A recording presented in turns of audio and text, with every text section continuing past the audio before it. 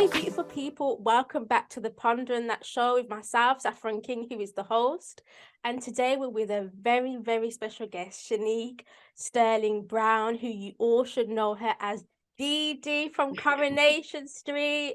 Channique, thank you for having us. Thank you for having us. Oh, and how are you? How are you? Thank you. Yeah, I'm good. I'm actually at work, so in between Yes. shooting at the minute. But yeah, I'm really well. How are you? Oh, I'm good, thank you. Even better to see your face and to be talking to you. So thank you. So let's just jump straight into it, Channique. So when did you realize that you wanted to become an actor? Yeah. So my acting journey, it's been a funny one, really. I think the first time I think I caught the bug was I was 14 and I was doing something called the Shakespeare Schools Festival. So basically, it's where different schools get together and they do little half an hour versions of a Shakespeare play.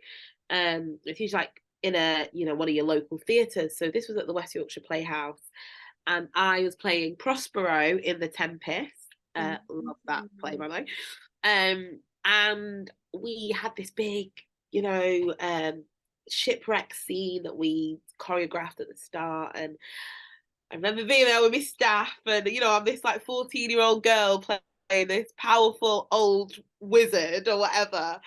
And the music was great, and I just remember the adrenaline like soaring through me, and I just was like, oh my gosh, like this is a feat. There's never been a feeling like it for me, and there's never been a feeling since. And I was like, this is what I'm meant to do. Wow. Um, so yeah, That's amazing. And at 40, at that age, to feel that sense of, wow, this is what I'm meant to do. I think that's beautiful because not many people can say that, you know. no, yeah, exactly. And I always love the arts, and I love to sing and dance and whatever. Mhm. But there's something about the storytelling of acting that always used to draw me in. Like I remember when I was in like year 4, I played Santa because I was the best actor in the school. Oh my I played gosh. Santa in this play, like this little black girl, like Wow. so I she had the know, most yeah. but Wow. they were like, no, because we know we can trust you with it. So there was always something about it that really drew me in. But I think it was like that moment where it like really clicked in. And there's um there's a speech in it that I'm gonna absolutely botch it, but it says something along the lines like, we are such stuff as dreams are made on. And Mhm. it just, yeah, it just made me think about how, like, as humans, we are just here to, you know, we are spiritual beings first, and then we reduce to dust, and it's about the impact we make while we're here. And Absolutely. yeah, that play made all that click in place for me. So yeah. That's beautiful. No, thank you for sharing that, Shanique. So, what do you love most about storytelling? Um, that's a good question. I think for me, it's about, I just love the opportunity to hear a different perspective or deliver a different perspective. Mm. So I think the most interesting characters are complex. There's, in my opinion, there's no such thing as good and bad people. Mm. Really, not really. Obviously, your average person has more good in them than bad. I truly believe that. But Yes. we're all very complex and we're all very flawed. And I love that storytelling and acting gives us the chance to see things from different people's perspectives, because I Mm. think that just broadens our horizons, and therefore helps us become more tolerant, helps us have a better understanding of the world around us and the people around us. So yeah, that's kind of what I love about getting to play different characters, getting to interact with different characters as well, because you get the chance to hear stories that you probably wouldn't ever get to Absolutely. hear, if you don't make unless you made the effort to find them. Yeah, absolutely. And I feel like as an actor as well, you have so much compassion because you are literally walking in the shoe of the person who you're portraying. Like nobody else knows your character better than you, or obviously someone who has experienced that in reality, you Yeah, know? definitely. And I Yeah. feel like there's always a great sense of responsibility when you're playing a role, especially of maybe a marginalized person or a person with less of a voice, because like you say, like the only person who's going to know that character better is the person whose experiences these are true for. So that is definitely something that is really important to me and important to my process, to have that awareness of You know, where my character might fall on the socioeconomic scale, how their ethnicity affects their life, or you know what I mean, where they live and their education and their sexuality or whatever it is. It all is it all informs the choices you then make. And I think it's really a great responsibility to do that justice for the people whose like that is their reality, if that makes sense. Absolutely. No, absolutely. And Channique, you do it so well. I don't think you realize how amazing you are. Like you do You it best. so yeah, you do it so gracefully and just you're natural at it, you know. When I've seen you on set and just on the screen, like you really do embody like your character's experiences and you try to represent those who can relate and also even obviously maybe those who can't relate, but you're trying to share that story so that they can eventually understand if they can, you know. Oh. So Channique, you are a Christian, and what's amazing as well is that I love how bold you are with your faith on social media and when you talk to people. And I think that's quite a unique, beautiful characteristic because sometimes we can shy away from our faith in certain um environments. So as a Christian, how has your faith in Jesus made you a better creative? That's a good one. I think a better creative specifically. I think I just had, you know, I believe that we are all called, you know, for the purposes the Lord has for us. And when I stopped fighting his purposes for me, and whenever, and you know, I keep fighting them, even as we all do, you know, We all do. several times sometimes. But I remember Yeah.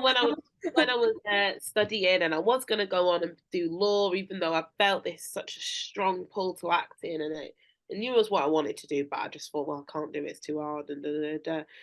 And I think it's a Kurt Cobain quote as well, which is really funny. But Oh, there's a Kurt Cobain quote, and it says, "Your talent is your gift from God. What mm, you do with it is your gift to God." wow. And I just remember that resonate with me like so much, just sort of being like, I if I truly believe that this is something that's been gifted to me and other people believe that of me too, but I choose to not pursue it, then it's Mm, not just myself that I'm letting down. And I know we can never let God down. That's not how that's not how he works. He's mm, good and he is grace. And, I do believe whatever path I'd have taken, he would have, he'd be with you. But deciding to follow my creative pursuits, I just feel like he has always just reassured me and lifted me up at just the right time, just when I'm about to run out of, energy, or just when I'm like, is this really for me, Lord? I feel like he's just been so faithful. And, being an actor, there's so much rejection, so much, oh, this is the one, I really hope it's this one. And it's not that one, and it's just not yet. And, you know, I just, I've just really been grateful that I've been able to hold out for God's best for me in my career. mm, And I hope that I always do, because it's very easy to settle or to take rest. And there's nothing wrong with that. Don't let me misconstrue it. If you have to take a step back, it's not an easy industry, or in any industry, I'm sure, but especially something like this where you're constantly facing rejection and no's and this and that, and it feels very personal. mm, Uh, but there was just this certain resilience that I just had, in that I just felt like this this is what the Lord has called me to do, and He's not letting me give it up. So that's for a reason, and that reason isn't for my satisfaction; it's to serve Him. So actually, who am I to say no to my calling? So yeah.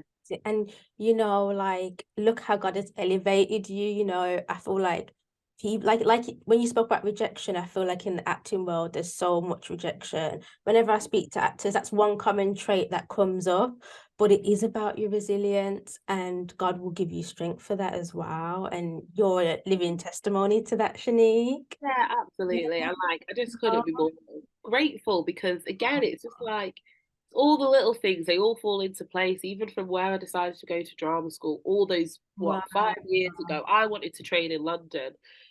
if I'd have got in a drama school in London, I'd have never moved to Manchester. If I never moved to Manchester, I would be, like, do you know what I mean? There's just so many little things, and I know he'd have made a way, whatever.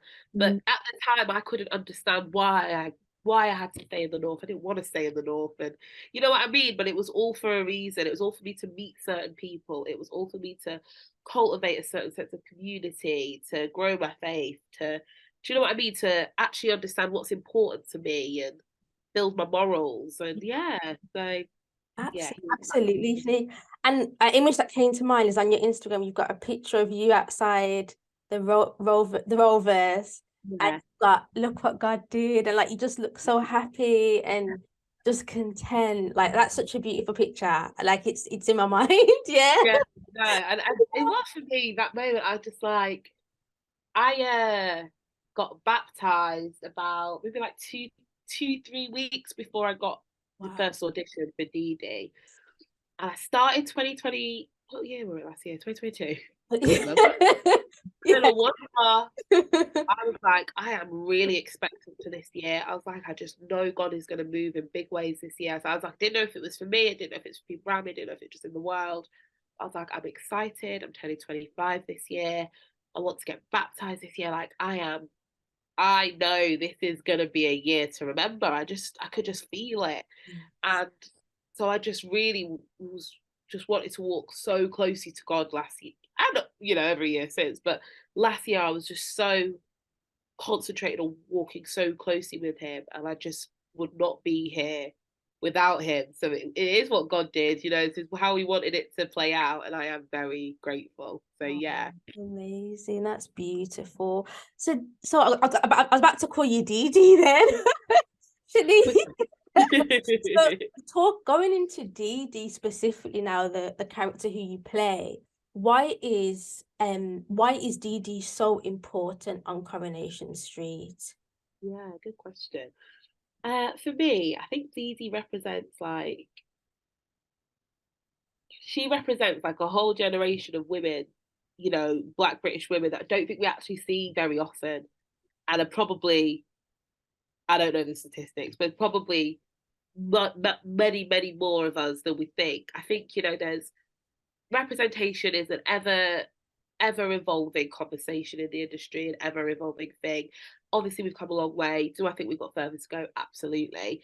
But of course, we do have some wonderful staples and matriarchs who have just set the bar so high and have opened the doors and smashed those ceilings for people like myself and the younger generation, which is great. And then you do obviously have, your slightly younger than me, maybe generation who are, TikTokers and Instagrammers and influencers, and they're up and coming, and they're brilliant and they're wonderful. And they bring all this new and exciting stuff. But then there are just maybe us women in our sort of mid-20s, mid-30s, Yes. British women. We are maybe second generation. So, we are very much British. But of course, we grew up with our first gen parents. I'm third gen actually. But my grandparents, are first, and like, my aunties, some of them are second. You know what I mean? Yeah. So it's just like this real in between. We are, I think, very business minded women. We work hard and we push hard. We're the big sisters who Yeah. had the younger ones to look after all the time while still sitting our GCSEs, and our friends not quite maybe our white friends not quite understanding what that dynamic is. And I feel like DeeDee is that little pool of representation that we never have quite seen, especially in the north. And so I think she's really important because hopefully, for a whole generation of women, they feel seen. They see a Black woman who isn't just a stereotype. She is so much more than just being like loud or sassy, but she is those things as well, but they're also authentic to her. Absolutely. She's also a very hardworking businesswoman who gets it done, and she's not to be messed with, she's not to be trifled with. So I love playing DeeDee. It's a real privilege. She's super fun, and she's like a sister or something, I feel like sometimes. Like, yeah. Yeah, I feel like she's the sister for all of us. Like when watch her on Yeah. TV, like she's so relatable. And what I love as well, like she's natural. And when I say natural, not only in looks wise, but also her personality. Like you said, she does carry characteristics of, certain stereotypes that we have in terms of, loud and bubbly, but actually they're authentic to her. But she's not only loud, she's not only bubbly, she's Yeah. compassionate. She's a good friend as well. Because obviously there's a beautiful storyline currently. I think we're allowed to share because it's been aired already with Yeah, yeah, yeah, Paul, you and Paul, not you and Paul, DeeDee and Paul. yeah. That's such a beautiful storyline, and I'm so glad that it's with DeeDee, who's being that rock to Definitely. Paul. It's Yeah, important. definitely. And Yeah. it's definitely been a real privilege to be part of that storyline and get to play across from Peter because he's brilliant. Oh, But yeah, like just this even just their friendship, the fact that it's platonic is such an important thing for us to see and be reminded that, a man and a woman can have a complete platonic relationship. And he's also not just like a gay best friend either, because yes. that's a stereotype that could have really easily Yes. come. But Mhm. it's not that. They are just really good Good friends that friends. care about each other. And I love getting to play that. I think friendships are very often overlooked in this industry in general, not even a criticism to the show, because I think Yeah. the show probably does it a lot better than general industry. So Mm. much weight and focus is put on romantic relationships. Like it's no wonder that we all grow up like, when I get married, I'm gonna like, do you know what I mean? Because Exactly. that's Literally, literally. like some of the most important relationships in my life and my friendships, some of the most devastating moments have been the friendship breakups, like, or Mm. having to carry your friend through something hard, or, just I think your friendships are a really big part of what forms you, and fellowship is part Absolutely. of that as well. So, yeah. Yeah, absolutely. And I love how you bring in friendship because I agree. I think romantic relationships, just in general, they can be very like over what's the word? Just kind of overemphasize over friendships. But like you said, like I've had friendship breakups and they feel so painful. It might as well have been a romantic relationship, you know? Yeah. I Yeah, think it could be worse, because I think there's something about absolutely. a romantic relationship breaking up where you can be like, okay, well, if someone's done something wrong, well, then there's that. Or, you could just be like, that person wasn't right for me, but there's always this person. But Yeah. when you lose a friend, that is Mhm. someone who you've shared so much with. That is someone who, a lot of the time there's not a clear closure for it, right? That's Absolutely. something you might even still have to encounter a lot more than you actually would Yeah, an ex. exactly. I And that's agree. really painful, and that's not discussed a lot. And I think as we see, obviously Paul's illness is terminal. I think it's going to be, really painful, but like a really important commentary on friendship to see them go through that, and her try and Absolutely. support him through that. And it would be interesting to see how we see DeeDee as well after, after that. Um, Yeah, after journeying with Paul through that, I think that would be very interesting. definitely. And Yeah. me and my best friend were terrible. We lived together, but Oh, we always say stupid things, and like we had this whole conversation of like, God forbid, of course, but yes. if one of us died Mm. and then the other significant other just never knew that person. And Mm. it sounds silly, but like if your parent had passed away and your significant other Mm. had never known your parent, they would understand that pain to a certain Yes. extent. I don't Yes. think they'd get it as much if you're like, oh, I lost my best Mm. friend. Mhm, mhm. But actually, like that's a person like we do life together, like if I couldn't imagine my life Yeah. without her, for example. And Oh. so yeah, I just think like why don't we give friendships the status they deserve, really, the emphasis they deserve, because actually they carry so much. So Mm. yeah. Mm. No, that's beautiful, Shanique. And shout out to your best friend as well. Yeah, Exactly. shout out. I think when you have a good friend, I think good friends are very hard to find. And when you have a really good friend, best friend who you can do life with, I think they're a treasure, absolutely. I feel like there's certain people that can never be replaced. Yeah, So definitely. absolutely. So, Channique, what advice would you give to someone out there who wants to become an actor? Good question. So, oh, what advice? I think my first bit of advice would be like, check your reasoning, which sounds really like Oh. a bit blunt. If you want to be an actor because you want to be famous or make loads of money, I got news for you. They ain't gonna happen like that. Like, I love how real you are, Channique. true though, like it's not the way to do it, I'll be honest. Like, go into business, like, yeah, I don't know.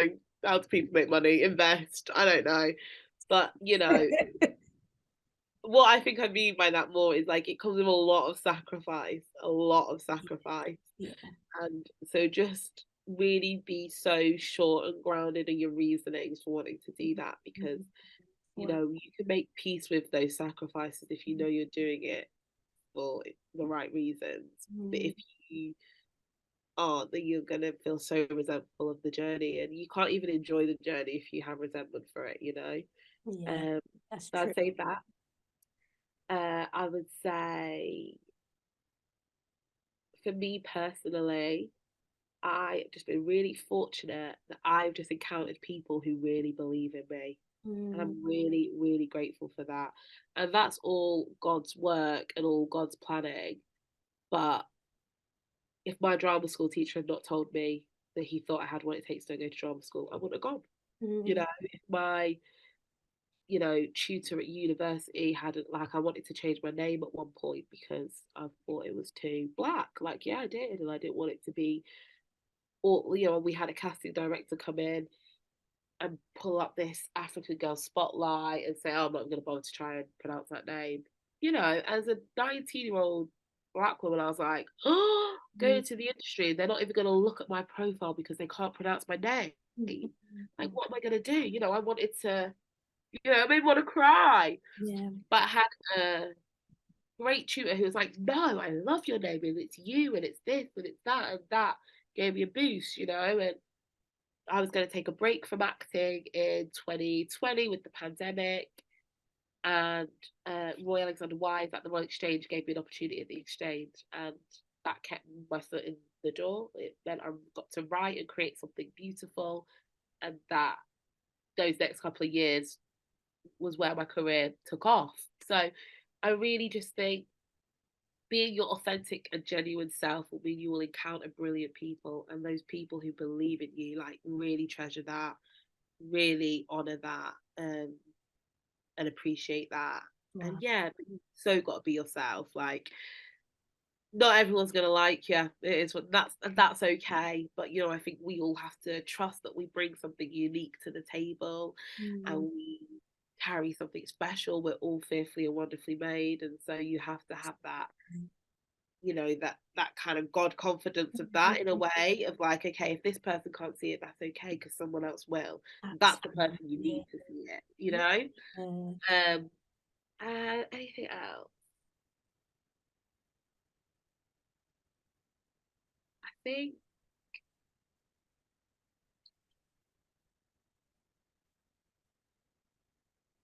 I think I would say, and I was scared of this because I'm from a very working class background, but I think if money is something that puts you off, which is totally understandable, just if you really feel like it's what you're called to do, just don't try not to let it. Like, God will provide, there will be a way, you will make a way. Wow, Like, amen. but it is fleeting and futile is money, and unfortunately it does feel like you need quite a lot of it to get your foot in the door. But there are ways around it. There are grants, there are schemes, there are workshops, there are people you can connect with. Like I say, like, find your people in the industry who believe in you, who want to create with you, who want to, you know what I mean? Even if you just create your own little thing and it builds from there, don't let money be the thing that keeps you from stepping into your purpose. Wow. Yeah, because I was getting paid £3.64 an hour when I was auditioning for drama school, and I was you know, every single penny went on getting to auditions, everything, you know, and it was so hard. I was still in school, you know, still trying to get my A levels and working this part-time job, but God made a way, like it happened. You know what I mean? And like, Wow. you know, it wasn't easy. I've always worked 0 hours jobs in my adult life, so I Mm. could be free and flexible. It's not always been easy. Like, of course, sometimes I've wanted like a salary job, 9 to 5, come Yeah. home. Hmm. Yeah, Hmm. again, no shade to anyone who decides to do that. You've got to look after yourself and look after your mental health, of course, as a priority. But like those sacrifices are worth it. If you can pay the bills and have food on the table, everything else. Of course, you should be able to enjoy your life. Don't get me wrong. And like, I still was able to go on holidays and And do live it nice up. things. You know, but it was just a bit Yeah. more sacrifice than maybe the average person at my age. You know, I didn't have the nicest car. I just had, you know, a car off Gumtree or whatever. And like that was a sacrifice that was so worth it. And in the end, it's paid off. Do you know what I mean? So Absolutely. yeah, And yeah, that's beautiful. And it's interesting you talk about coming from a working class background and wanting to get into acting and not allowing finances to get in the way of that, because even this week I didn't even know about it, because obviously I'm not in I'm not in acting, but even like doing a show reel on like your yeah. spotlight account, I didn't know how expensive it was until I spoke to an actor this week. And it's like even stuff like that that's going to really get you out there. But as you said, Channique, there's grants out there, there's people out there who are willing to help, So it's true, it's important not to let that get in the Definitely. way. And again, like all you really need is someone with a camera. Yeah. Oh, yeah, that's true. Yeah. Like, but this is what I mean about meeting people and finding people Yes. who believe in each other. You know, you find someone who can write, you find someone who Mm, likes to film or maybe likes to direct. A team of 3 or 4 of you can do that. You can create that footage. wow. It can be hard. Yeah, maybe none of you are going to probably make a penny off it, but all of you will get something out of that. And then you've made a connection as well. You know what I mean? So as Absolutely. much as toxic as can be, social media is great for that. You can really connect with different creatives and stuff. And so, Wow. yeah, just as much as possible, I would say, just try not to let it be a hindrance because it's Mm. not about the money. It's not worth it. So Yeah. whether you have it or not, like let's not let it stop us from stepping into where we're meant to be.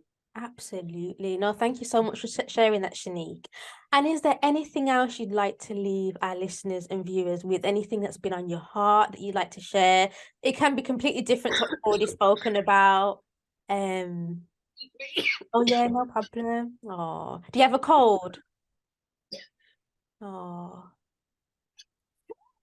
Oh my goodness, bless you. sorry. Bless you. I have a hay No, fever. don't apologize. Yeah, it's hay fever season actually. Yeah. Oh. Oh, excuse me. Anything I would like to leave listeners with?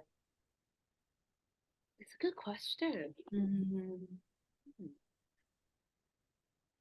I just think uh I think we are in a real a season of like at the end of this year, my word for this year was just like it feels like a tipping point, like something has to shift this year in the country, in the world. You know, I think we are seeing it, you know, people are really struggling, you know, with their mental health, Yes. financially. There's so many things, so many factors. We're seeing a lot of you know, really cruel, in my opinion, policies coming through, just stuff like that. And there's a real like lack of humanity, I think I'm seeing in like the media and stuff. And so I just think that this is the year for us to really ground ourselves in our humanness and just remember that we are, you know, we're all from the ground and to the ground will return. And I just really pray like a sense of sort of unity over Mm. people because divide and conquer is like the biggest tactic. For example, today's like you can vote today, can't you? I forgot. Oh yes, I forgot. I So completely set forgot. to vote. I know, it's true, guys. Don't forget to vote. We're not, yeah.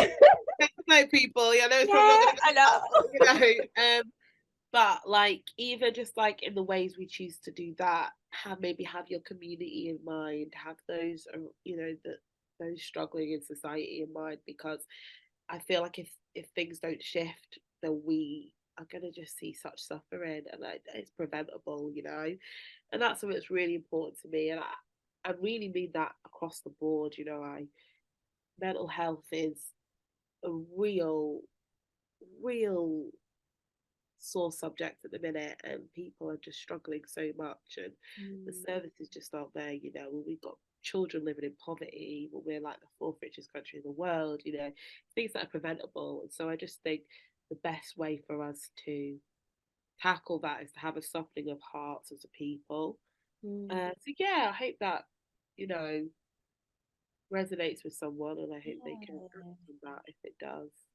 Absolutely. No, that was beautiful to share, and it shows how compassionate you are, Channique, as well. And I think more compassion in the world is what we need, more love and understanding. I know this is quite a common thing to say, but it's true. And it's I think because obviously mental health is a really huge issue at the moment. I think even trying to maneuver in this world through compassion, through love, it can be so hard when you're going through your own things. You're trying to get through what you're going through. So sometimes it's hard to even think about the next person or showing compassion. But yeah, it's just about taking that time, isn't it? And to reflect, and yeah.